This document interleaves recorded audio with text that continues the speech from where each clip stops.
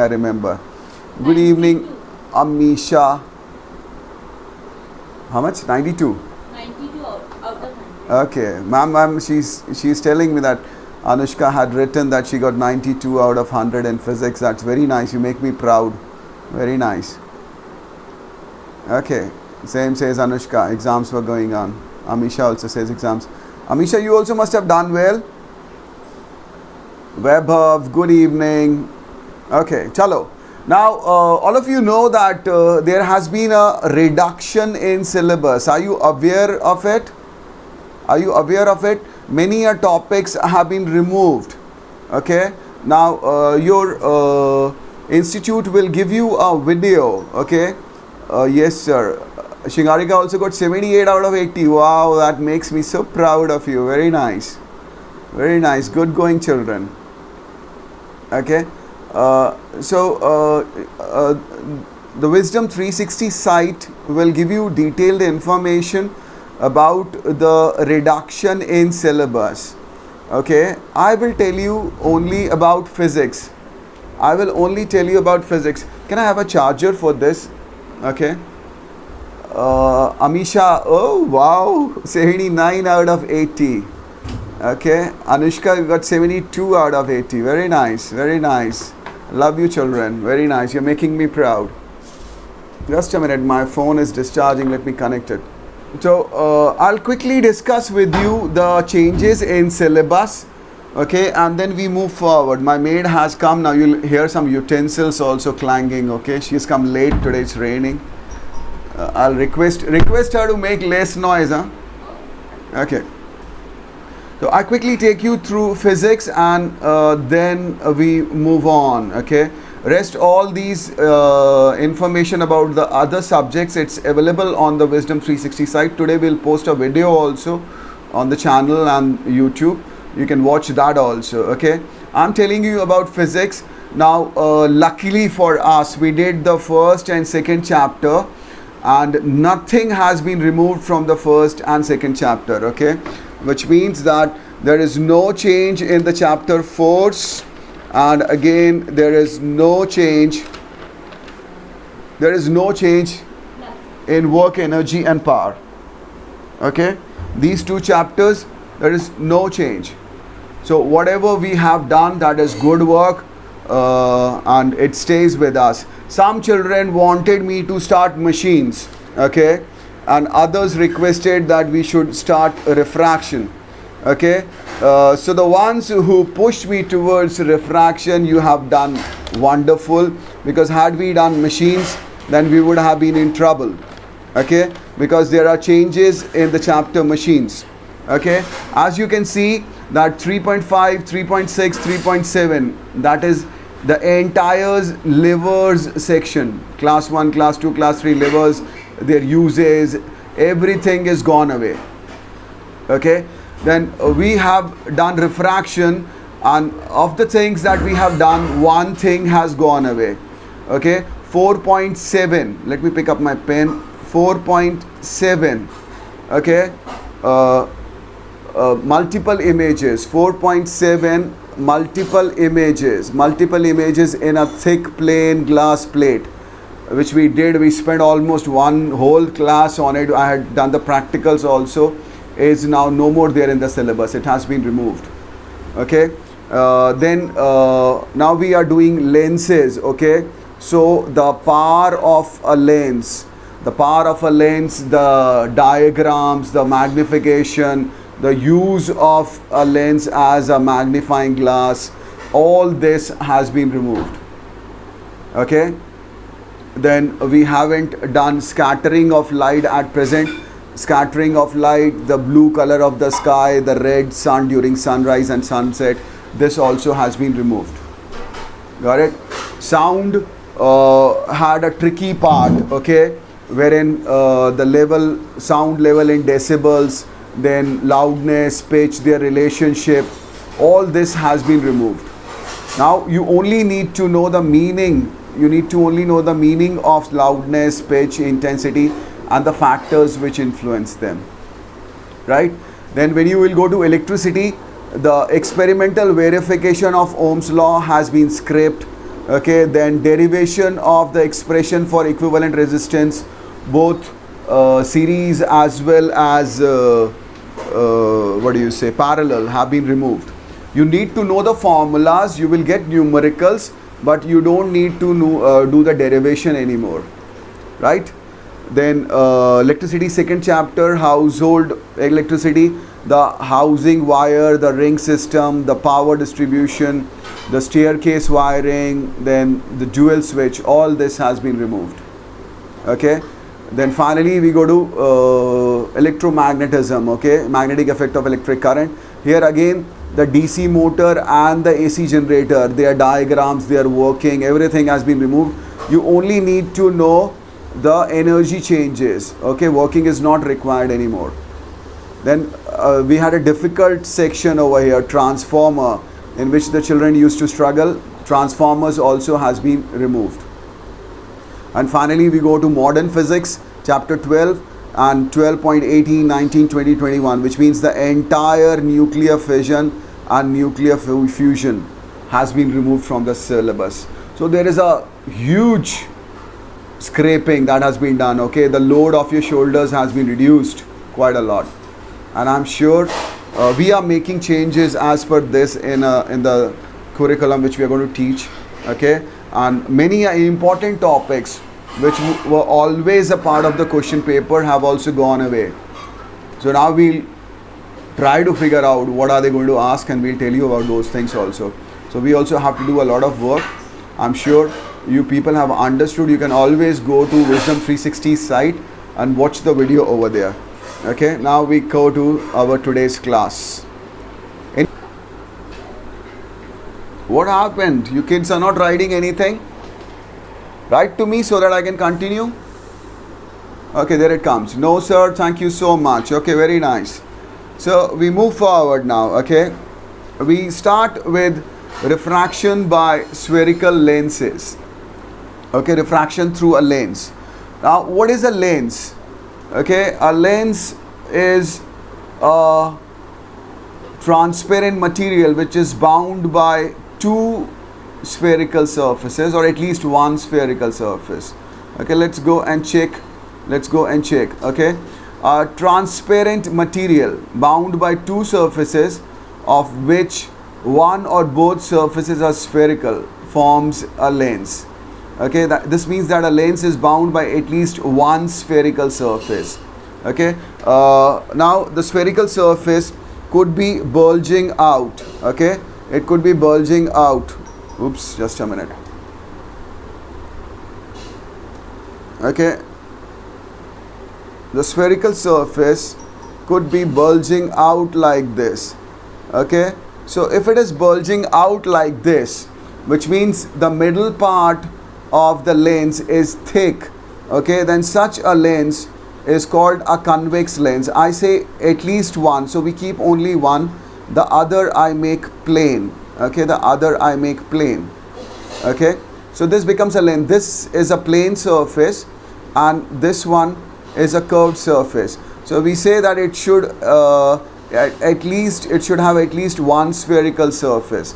So it has one spherical surface, and such a lens we called a Plano-Convex. We called such a lens a Plano-Convex lens.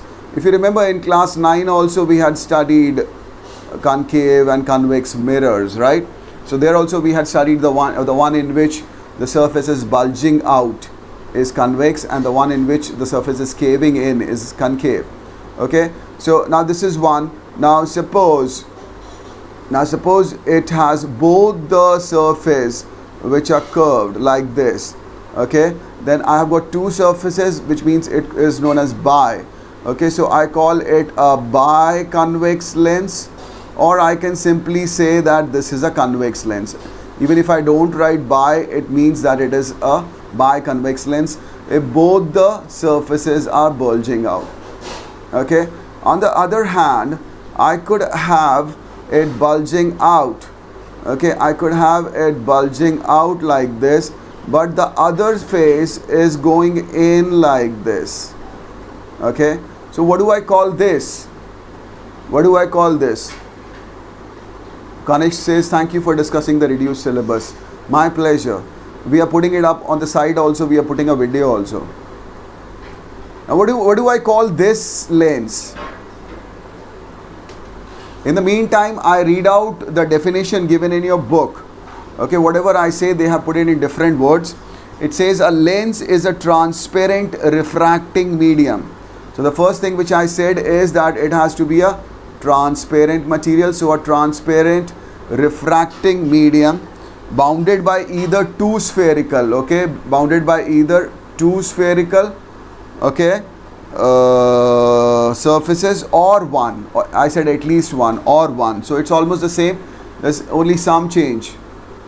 There's only some change in the language, otherwise it's the same. A lens is a transparent refractive medium bound by either two spherical surfaces or one surface spherical and the other surface plane. I am giving you two curved surfaces. This is concavo-convex. Very nice, Amisha. Congratulations, you give the correct answer. Okay, so this is concavo-convex. Okay. Now, when I go to the next slide, then I will tell you how do we get to know whether it is a convexo-concave or a concavo-convex. Anushka also gives us the right answer. Very nice. Let me take you to the next slide now. Okay.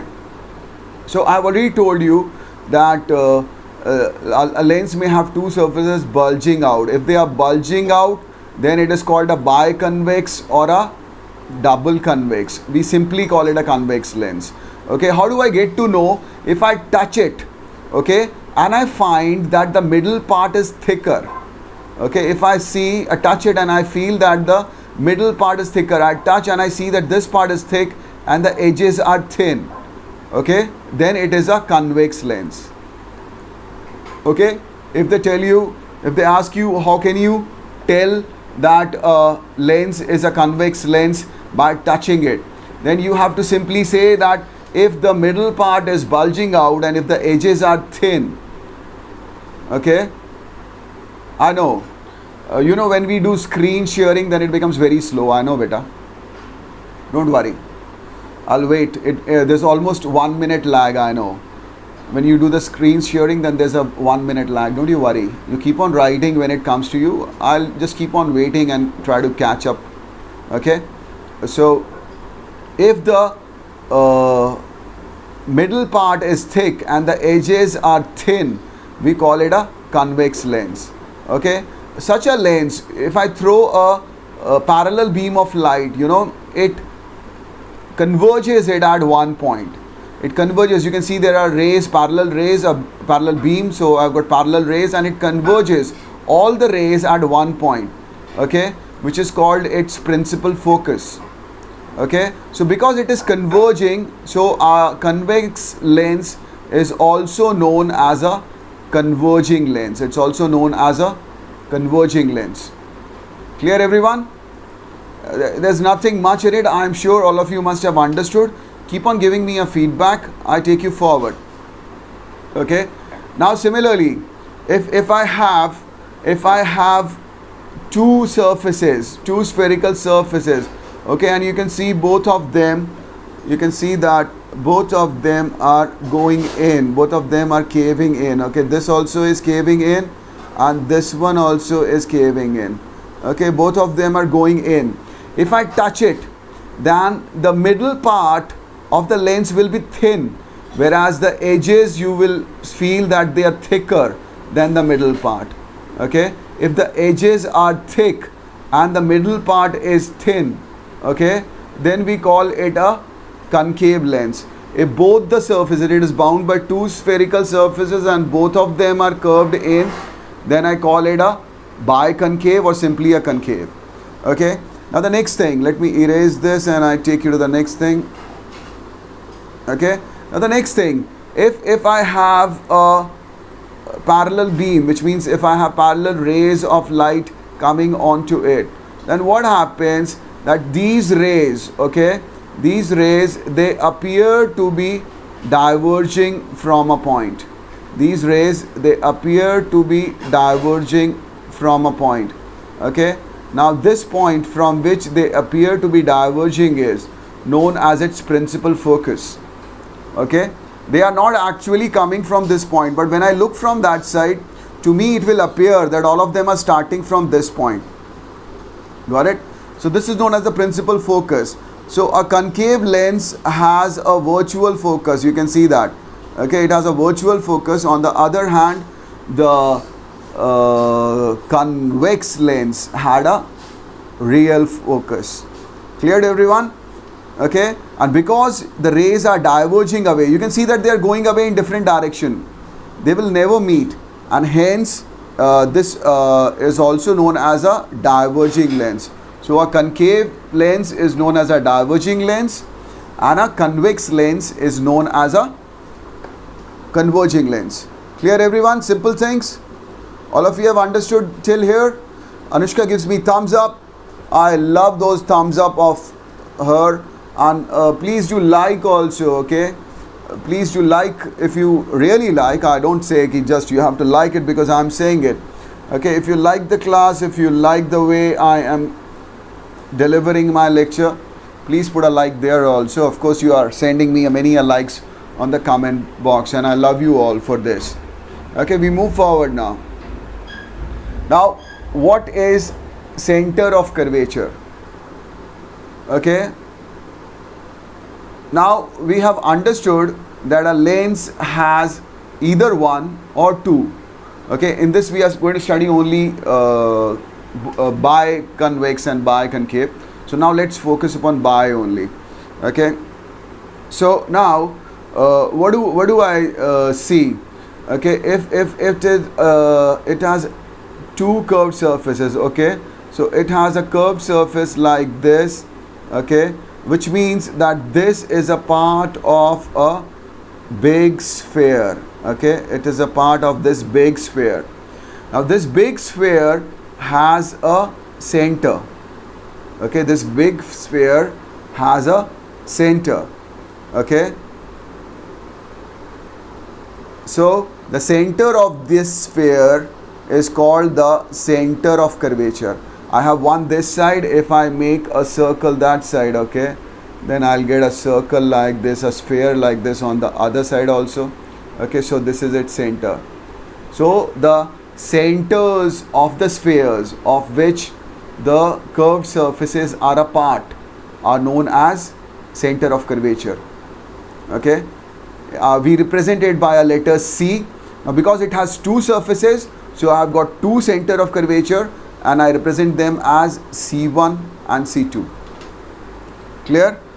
We have done this biconvex, we have done plano-convex then. Okay, now we go to, now before going any further, let me first discuss concave. I didn't discuss concave with you. So let me erase all this and I'll take you one slide back. Okay. Now in this also, I could have one surface which is caving in, okay, and the other surface is plane. So what do we call such a lens? You people know it, you keep on writing it to me. What do we call such a lens? When the feedback comes, I enjoy it, you know. When the feedback doesn't come, my energy saps.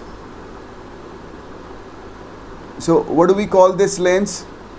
Okay, I'll make, in the meantime, I'll make one more. Okay, I have this one. I have this one. And then I have one more. Which one I have? I have this one.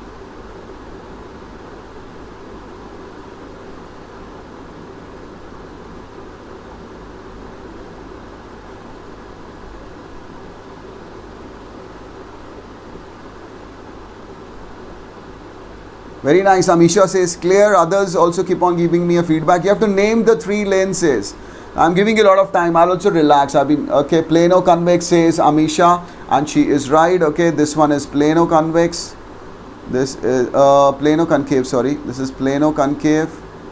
Okay, and the next one is plano-concave. She is Sringarika. Plano-concave. She is Kanishk. And all of you are right. The next one, second one. Now give me the second one.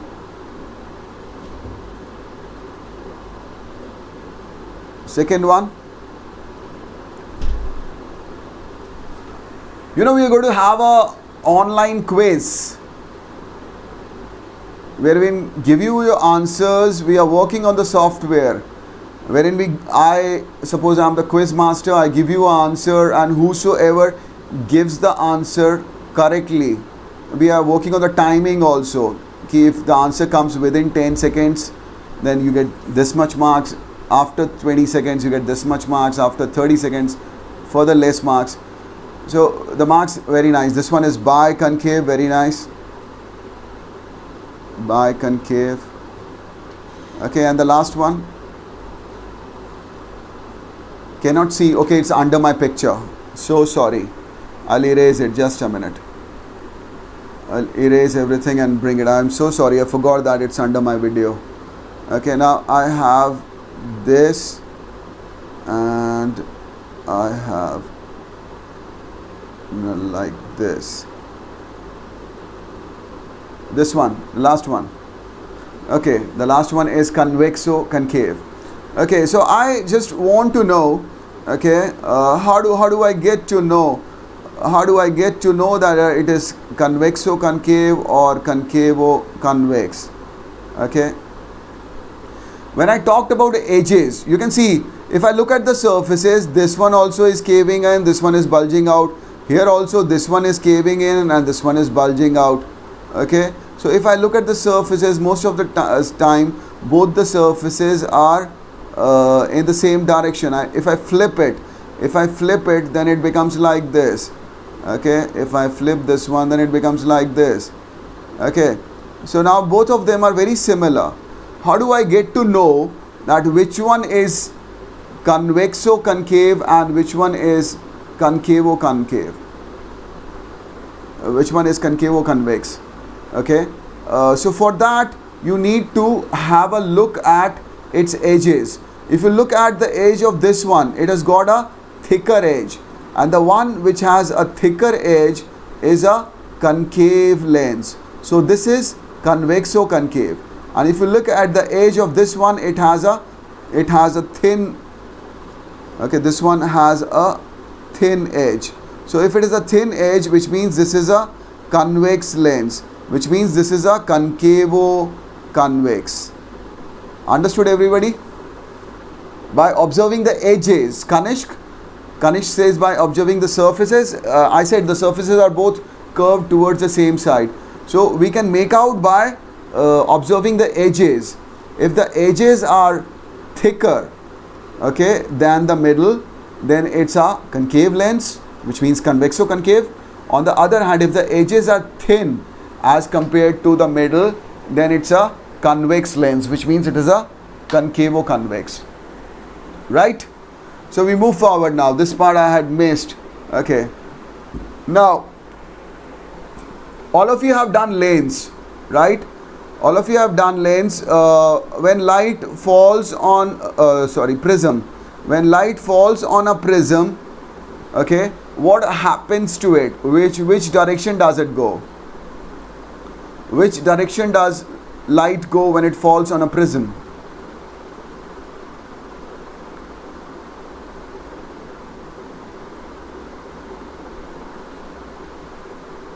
We have done prisms, we have done total internal reflection. So all of you should quickly give me the answer. If a ray of light is incident on one of the refracting surfaces of a prism, what happens to the emergent ray? Which direction does it go into? Which direction does it go into? Quickly, waiting for your answers. I'll draw this side, because there the picture gets hidden under my video. So I'm drawing it on top.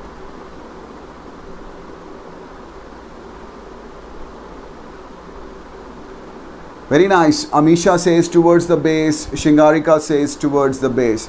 So people are gearing up for the quiz. So what I do is that I imagine that I have sliced off a convex lens into three parts. Okay, so this top part looks like a prism with its base down. Okay, this lower part looks like a prism with its base on top, and this middle part looks somewhat like a glass slab. Okay, so if I have three different rays falling on each part, okay, so now you say that this is a prism, so this should bend towards the base, it goes towards the base, and this is as good as a glass slab. Okay, so the ray has a slight lateral shift which is negligible, so it goes straight like this. Okay, and now this is falling on a prism whose base is on top, so it should go towards the base and it goes like this. So you can see that the rays have converged at a point. Okay, the rays have converged or at a point which we call the principal focus, and that's why convex lens is also known as a converging lens. Cleared, everyone?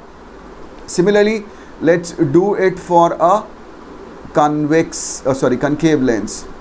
Okay, now I take a concave lens, so I have a concave lens, okay, like this, and I do the same thing. I chop it in three parts. Imagine that I'm cutting it into three parts. Now I have got three rays falling, one each on each part.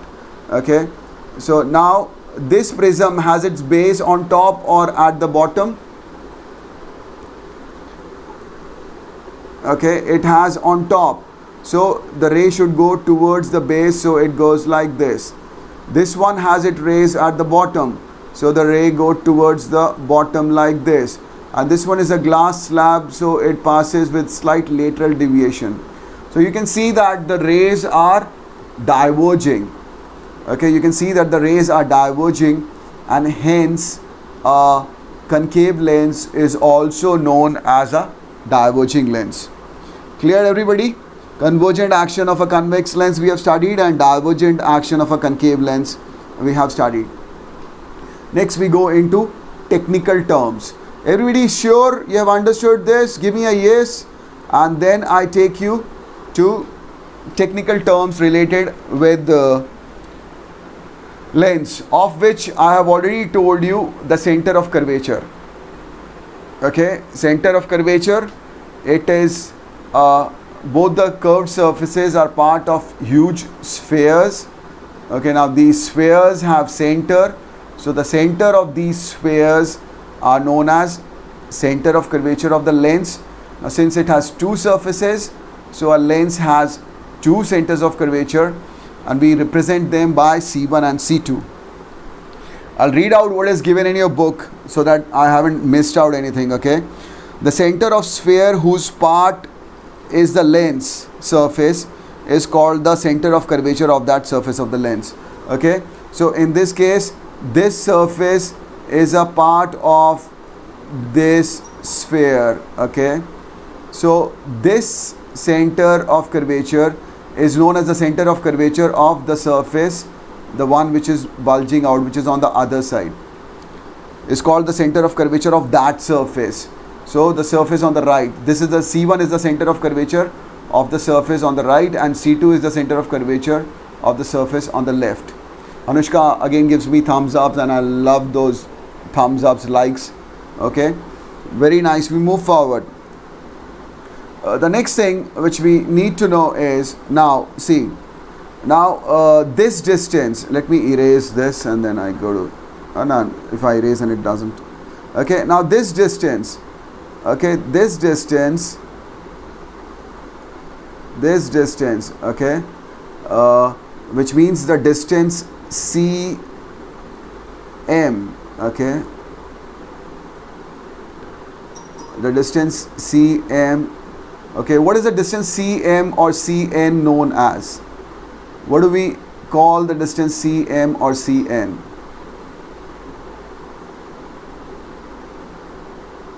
You can look into the diagram, very simple. All of you have studied circles, you can easily tell me.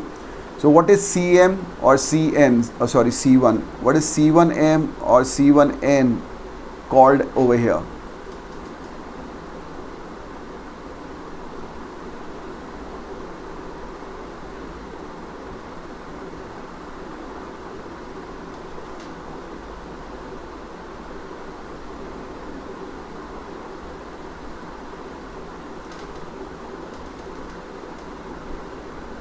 I know there's a lag. No, not the focal length, Shingarika. No, that's not the focal length, beta. Anybody else try? What are C1M and C1N known as?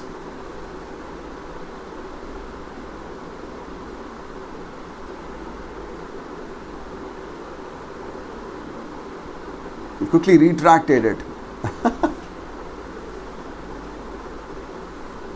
Kanishk, no, Kanishk is not the focal length. And Shingarika says radius. And radius is incomplete answer, okay. It is called radius of curvature, okay. It is called radius of curvature. You can see that it is the radius of this sphere, okay. C1M is the radius of this sphere, got it. So we call it the radius of curvature, got it. So I've got two radius of curvatures, one on the left hand side and the other I've got on the right hand side, okay. I've got two radius of curvatures. On this side, C2M is the radius of curvature or C2N is the radius of curvature. Got it? Now since the lens is very thin, okay, and this distance, I name it, what do I name it? P, okay. Now this distance OP is very, very small because the lens is very thin, okay. So we take the distance C dash O as the radius of curvature. There's a very minute difference. It's almost the same for thin lenses, okay. So the distance C1O is taken as the radius of curvature, right. Similarly on the other side, C2O is taken as the radius of curvature. Any doubt anybody can ask me, otherwise I proceed. I have finished radius of curvature. I have finished centers of curvature. Shingarika and Kanishk completed, okay. It's not only radius, it is called radius of curvature.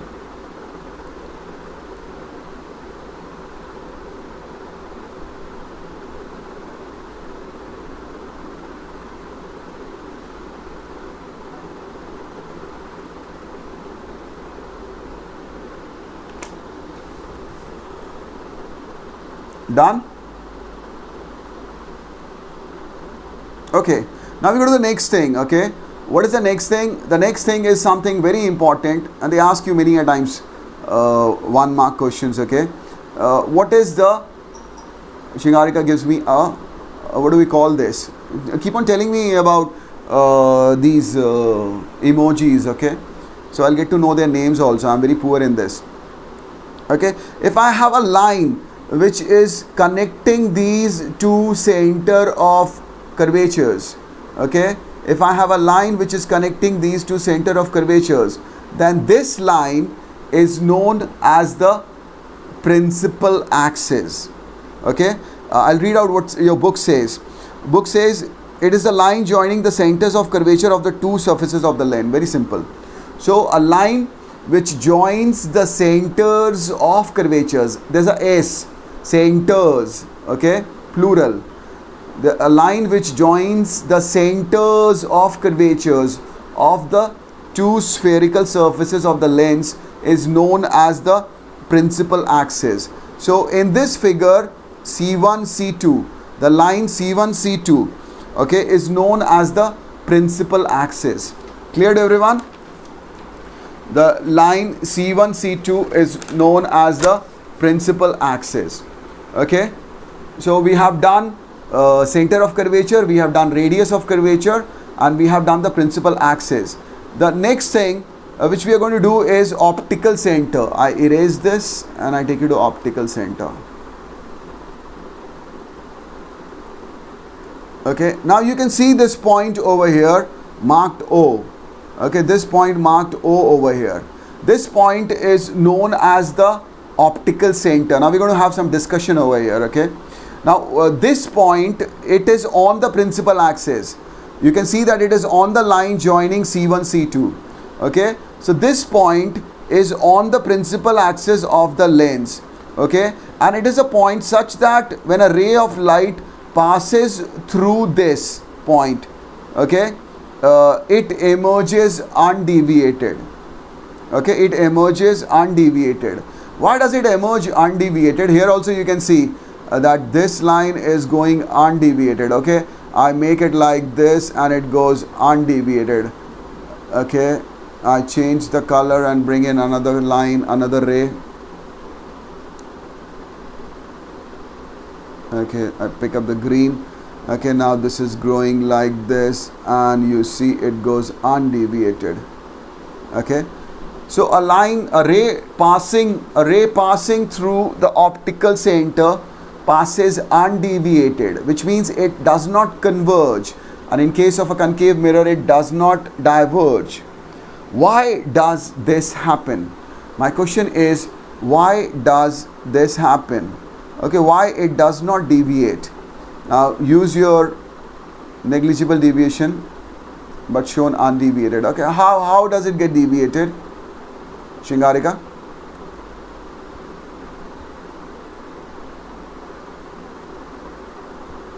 Why negligible deviation?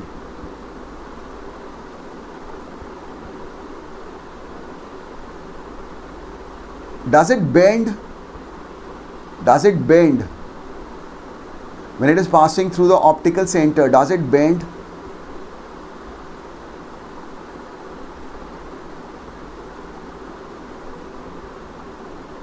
Amisha has gone away or what?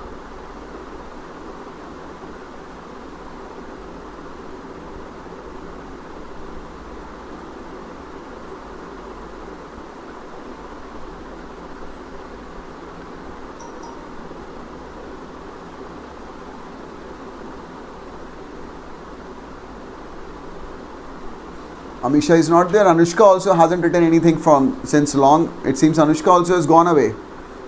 Anushka, are you still there? Shingarika says, according to rarer and denser mediums. No. Anybody else? Himanshu, Anushka, Amisha, Kritika. Kritika hasn't spoken anything since long. Where is Kritika gone?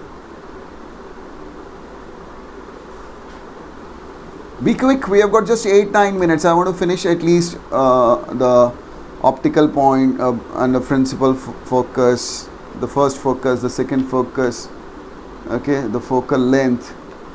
This much I want to do. So I've got a few topics left. Be quick so that we can proceed.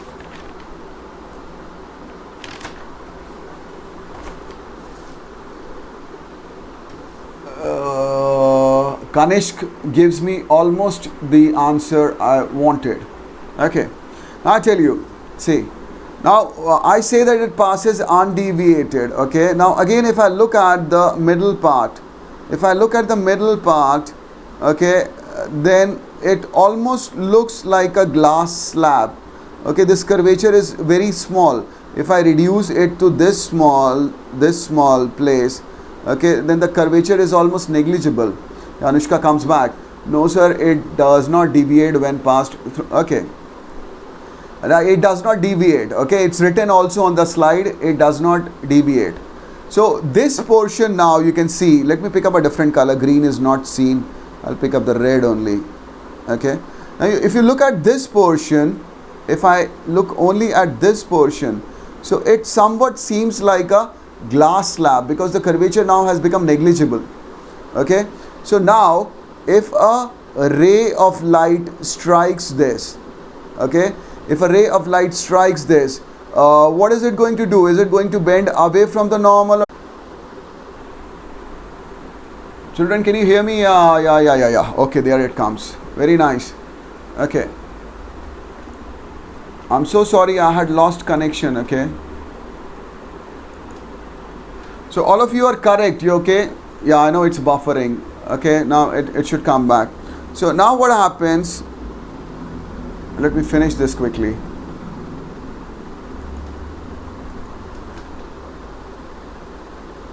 Okay, so now what happens is that it bends, like all of you have said, it bends towards the normal. Okay, and then when it strikes over here, it should have gone like this, but it bends away from the normal. Okay, so what is it? there is a lateral displacement. There is a lateral displacement, right? There is a lateral displacement. And now we know that the thicker the glass slab, the greater is the lateral displacement. Okay, so our lens is very thin, which means that the lateral displacement is so less. The lateral displacement is so less that we can assume it to be passing undeviated. Everybody understood? Everybody understood why the ray passes undeviated through the optical center? Anushka has given the correct answer, and then we have stopped. And Kritika also has given. Kritika, where were you? Long time no see. You hadn't given any answers since long. Okay. So everybody understood? Give me a yes, I'm taking you forward. Okay. I erase all this and I take you forward. And what is next? Okay, next is the principal focus. Optical center done. And now we go to the principal focus. Okay. Now I have already told you that if I pass a beam of light parallel to the principal axis, you know, then what happens? All of them, they converge at a point. Okay, all of them converge at a point, and this point is known as the principal focus. Okay, the distance, okay, this distance between the optical center and the focus is known as the focal length. We represent it by a small f. Okay, this f2. Okay, I've got two focuses, one on this side and the other on the left hand side. So the one on the right hand side, f2, okay, is the because light comes, we take light to be coming from the left hand side, so this one will be the principal focus we'll be taking in most of our ray diagrams and as well as in our numericals. Okay, so this is the focal length which we'll be taking, right? We move forward to the last one. The same thing we discussed when the parallel rays fall on a concave lens, then they diverge away and they appear to be coming from a point. Okay, so this is the principal focus, that is f1 is the principal focus, and the length between the principal focus f1 and the optical center, we'll take it as the focal length for our calculations of numericals and ray diagrams. Got it? I'll read out the principal focal point definition given in your book, and then we finish it here itself today. Okay, for a convex lens, the first focal point is a point f1 on the principal axis. We'll discuss the f2 over here. Okay, so let me read out the f2. f1 we'll do in the next class. For a convex lens, the second focal point is a point f2 on the principal axis. You saw that that point was on the principal axis. Okay, it is a point on the principal axis. Okay, such that the rays of light incident parallel, now these parallel rays, the rays of light which are incident parallel to the principal axis, after refraction from the lens pass through it. You can see that all of them are passing through it. Okay, then we go to f1 of concave.